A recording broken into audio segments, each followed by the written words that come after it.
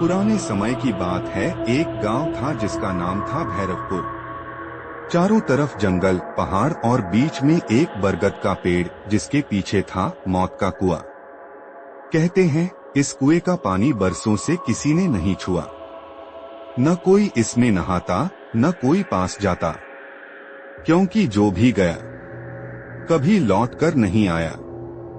गांव के बुजुर्ग कहते थे उस कुएं में कोई आत्मा नहीं बल्कि कई आत्माएं कैद हैं। वो किसी इंसान की गलती से नहीं मरी, बल्कि किसी श्रापित खजाने की रखवाली कर रही हैं। भैरवपुर में अचानक अजीब घटनाएं शुरू हुई। रात में खेतों से गायब होते जानवर, कुएं के पास पड़ी टूटी हड्डियां और हर अमावस्या को कुएं से उठती लाल रोशनी। गांव के प्रधान ने कई बार पहरा बिठाया, लेकिन रात के पहरेदार सुबह तक गायब हो जाते।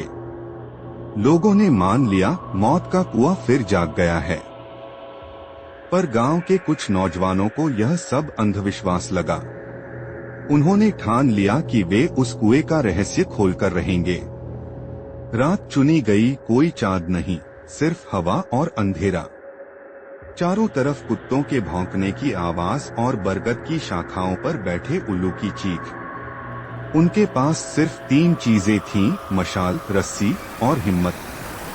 जैसे जैसे वे कुएं की दीवारों से नीचे उतरे, ऊपर से आवाजें आती रहीं, वापस लौट जाओ, लौट जाओ। लेकिन वे रुके नहीं।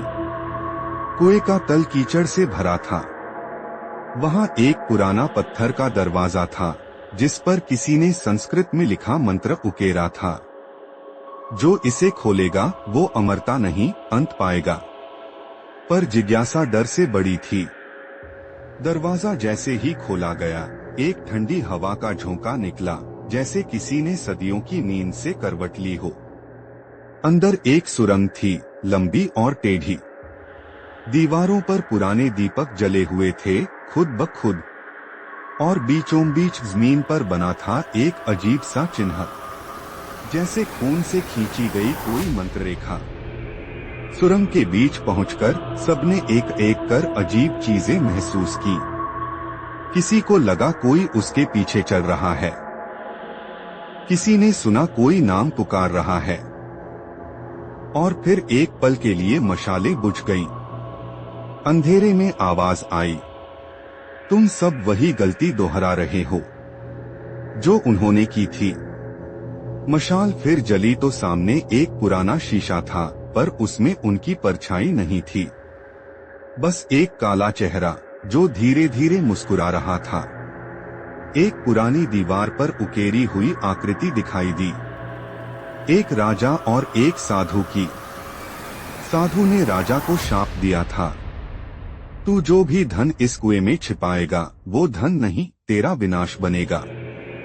राजा ने उसे मार दिया और उसी के बाद यह कुआं मौत का कुआं बन गया। कहते हैं साधु की आत्मा अब भी उसी खजाने की रखवाली करती है। आगे बढ़ते हुए एक लोहे का फाटक मिला, उस पर 7 सांकलें थीं। जैसे ही उन्होंने पहली सांकल खोली, हवा तेज हो गई।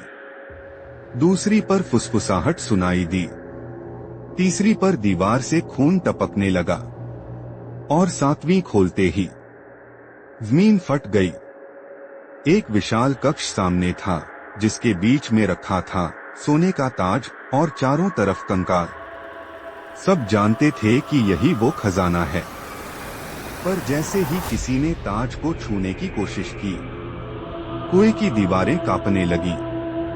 अचानक सब तरफ से चीखें उठीं, ये हमारा है, हमारा। दीवारों से काली आकृतियां निकलने लगी। चेहरे जलते हुए, आंखें धधकती हुई, और हर एक के होठों पर वही वाक्य, तुम लौट नहीं सकोगे। एक आत्मा ने ताज को हाथ से छुआ और वो जल उठा। कक्ष में आग फैल गई। वे भागे, लेकिन सुरंग बदल चुकी थी।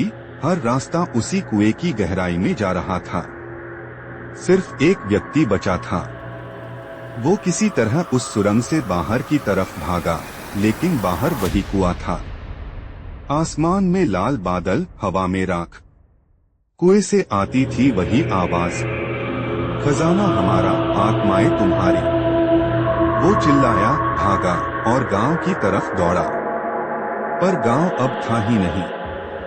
सिर्फ खाली मकान, जली हुई झोपड़ियां, और हर दीवार पर लिखा था, जो मौत के कुएं को जगाएगा वो दुनिया को सुला देगा। कई साल बीत गए, अब भैरवपुर नक्शे से गायब है। कहते हैं कभी कभी ट्रैवलर्स जंगल में एक पुराना कुआं देखते हैं, जिससे हल्की सी फुसफुसाहट आती है, मदद करो, मैं अब भी अंदर हूँ। और जब कोई पास जाता है तो नीचे पानी नहीं, चेहरे दिखाई देते हैं। वो जो मौत के कुएं में गए थे, जो सुन ले उस कुएं की पुकार, उसका नाम अगली रात कुएं की दीवार पर खुदा मिलता है।